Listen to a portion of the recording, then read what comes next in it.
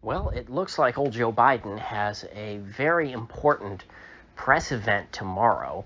Uh, I don't, obviously, it hasn't happened yet, so I don't know exactly what he's going to say. I will talk about what he says either tomorrow or Friday.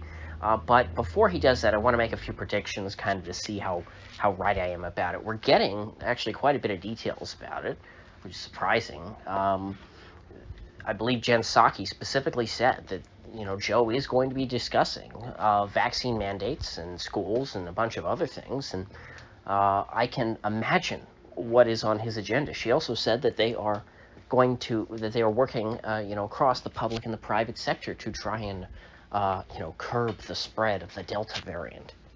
And so it sounds like, to me, they're going to be a little more overt about something that they floated as a trial balloon a few months ago, initially, right when Biden got into office. Psaki, during a press briefing, discussed that the White House was, going to try and work with the private sector to come up with a vaccine passport regime. Of course, totally voluntary, of course. Nothing coerced about the federal government working with major corporations to come up with some sort of vaccine passport system.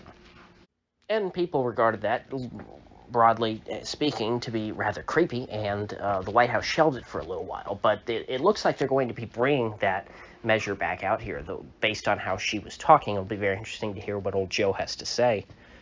But like I said, I was expecting Joe to pivot back to the Wu flu after the debacle in Afghanistan. The Wu flu is the one issue which, according to Rich Barris's polling, Biden is still above water on, meaning he's still more positively. It's a positive issue for him on net. Yeah, there's a lot of people who don't like his response, but there's more people who do like his response to the Wu flu.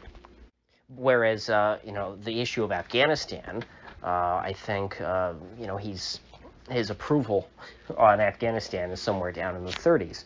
Not very good. So you want to shift attention away from something that's very negative for you to something that is at least net positive for you, even though it's certainly not overwhelmingly positive, it's very controversial. And so Joe thinks that if he gets tougher on the Wu flu, if he pushes these mandates, that more people will like him. But even politically, I don't think that will work out as he intends. I think that the reason why Joe was received positively as far as the Wu flu is concerned is because people thought, as Joe was coming in, oh, we're going to have these vaccines now, there's going to be less risk. We won't have to have all these crazy restrictions on our individual liberties anymore. We can get back to living normal lives, and that simply hasn't happened. And for Joe to push, mandates and things like that, that's more abnormality. That's not normal. That's not what people want. People want normalcy, and they associated Joe Biden with a return to normalcy regarding the virus. And so as Joe pivots away from Afghanistan towards the Wu flu and pushes, as I expect him to do, very harshly push vaccine mandates through the private sector, I think that what will happen is that rather than Joe's approval rating really going up a whole lot, like he wants it to, I think that his approval rating on the issue of the Wu flu will simply go down. Because, I hate to, sound too libertarian, although I am, probably one of the most libertarian people on this website. But if vaccine mandates truly were so popular, you wouldn't need vaccine mandates. You see what I'm saying here? The people who would support vaccine mandates are people who took the vaccine and think that it's a good idea for everyone to take the vaccine. And so therefore, if vaccine mandates are super popular, plenty of people will have had the vaccine anyway. And so you don't need the mandates. So the very fact that we're discussing vaccine mandates is evidence that vaccine mandates are going to be unpopular politically. Now, just to be clear, Joe Biden is not going to come out and say, I'm going to issue an executive order and say, every American, all 350 million of us or whatever, have to get the shot. That's not what he's going to do. What he's going to do is he's going to mandate it for all federal employees. Then he's going to turn to all of his partners in the private sector, all of the, the big corporate CEOs, and say, now you need to do the same. I've done my part. I'm an employer. Joe's going to come out and say, see, I'm an employer. I'm doing the responsible thing. I'm requiring all my employees get vaccinated. Now you do too. And so every sort of corporation which is in bed with the regime, which, beyond a certain size, any private business kind of is going to be in bed with the government in order to grow beyond a certain size. If you're on the government's radar, they want their pound of flesh. Bill Gates, I believe it was, said that his greatest mistake in business was thinking that you could just you could just make it in America by being good at business, and that wasn't good enough. Unlike Apple, Microsoft was behind the curve on the lobbying game. I believe that I'm getting this story correct, and that's why Microsoft, they got too big too fast and didn't pay their dues to the regime, unlike Apple, and so that's why Microsoft got hit with all that antitrust litigation. All antitrust ever is, make no mistake, it's a shakedown. It always has been, going all the way back to Sherman himself back in the 1890s. And so you tell me, now that Microsoft is very much intertwined with the global elite, and that Bill Gates is, a salamander so fine he makes George Soros blush. Now the regime does not mess with Microsoft. Now Bill Gates is a big buddy of theirs. He's not the boogeyman anymore.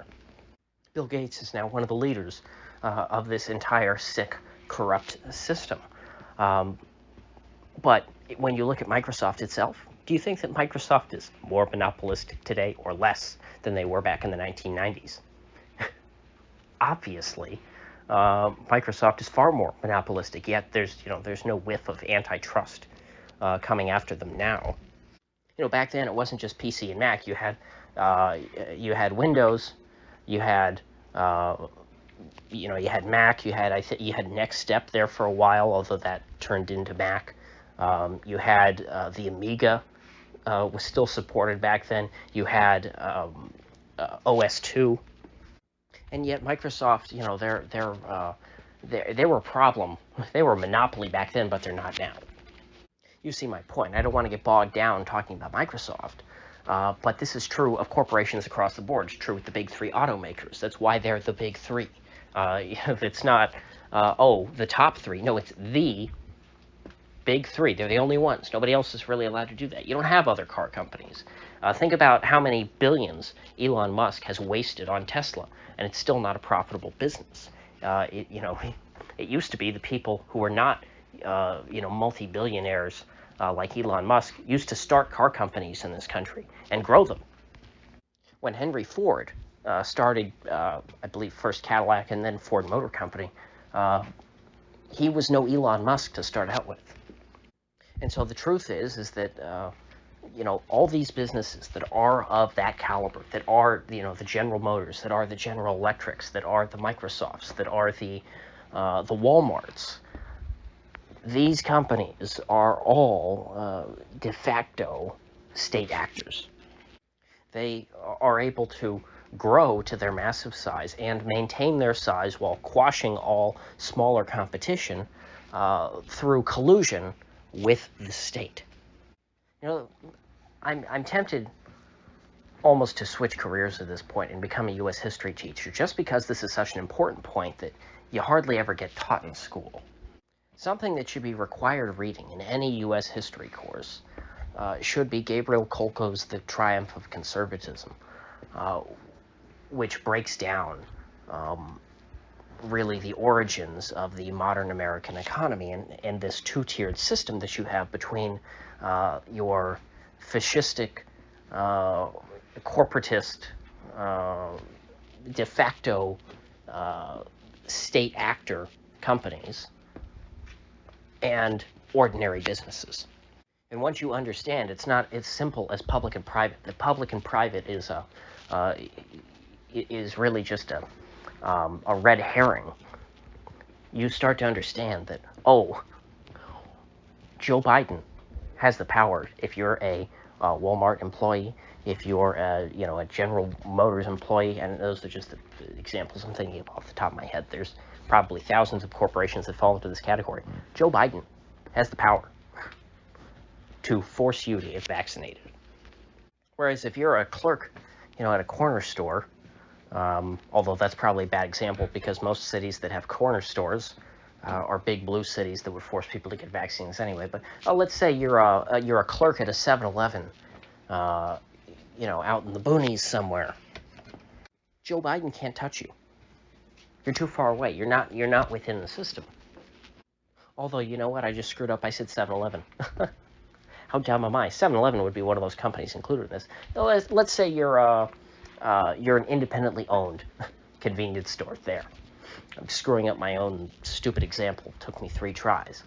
My point is, if you're in a small business, Joe can't touch you. But if you're in a big business, you're not too far away from him.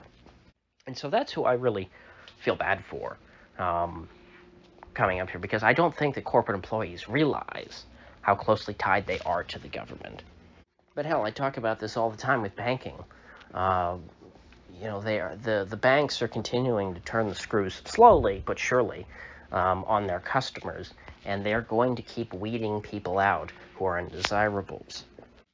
Now, I don't think that this will happen overnight, but I wouldn't be surprised if at some point you can't get a bank account unless you're vaccinated. You might say that's ridiculous. What would that have to do with anything?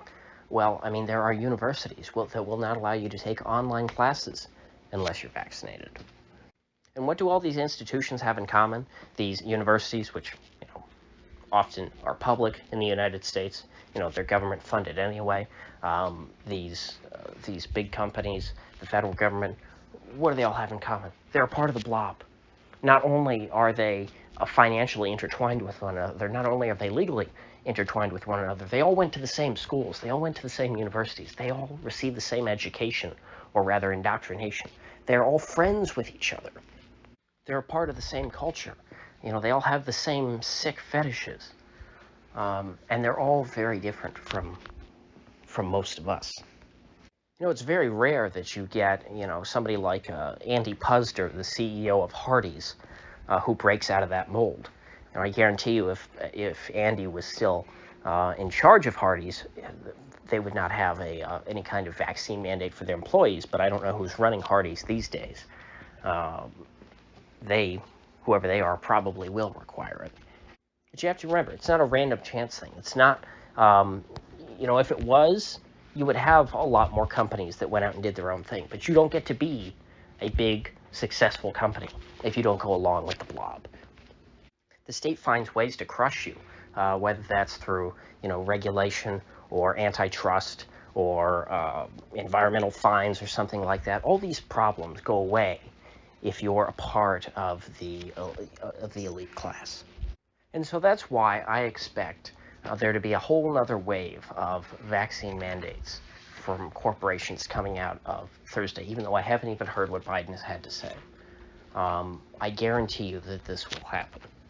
And in tune, you're going to have a lot of red states go along with it because red state Republicans still buy into this fallacy of the public versus the private sector. So all of a sudden, if Delta Airlines says that vaccine mandates are good, well, the governor of Georgia and the rest of the government in Georgia says, well, gee, if Delta likes vaccine passports, I guess that's just free market capitalism. Nothing we can do about that, because we're such great free market capitalists.